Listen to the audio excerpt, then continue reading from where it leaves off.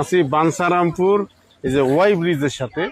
তো ওয়াই ব্রিজের পাশেই দেখেন যে কত সুন্দর এই যে নদীপথ, এটা হলো তিতাস নদী। আর তিতাস নদীর পাড়ে দেওয়া প্রত্যেকটা সাইডে সাইডে এমন গাটলা দেওয়া থাকে। তো আমরা এই গাটলাটা দেখে খুব ভালো লাগলো যে ছেলেরা কি সুন্দর গোসল করতেছে এই পাশে।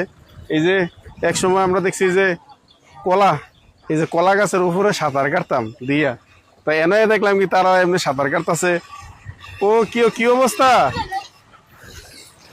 তোমার লোকে সাঁতার কাটার যাবনি কলা গাছ দিয়া?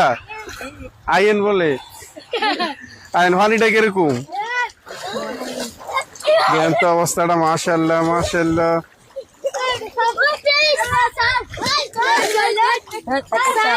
পানি তো ঠান্ডাই ভালোই। আর পরিবেশটা দেখছেন নি কত অসাধারণ একটা পরিবেশ এখানে। পানি কিন্তু ওই মাত্রা হইছে না এখনো, পানি আরো হইব।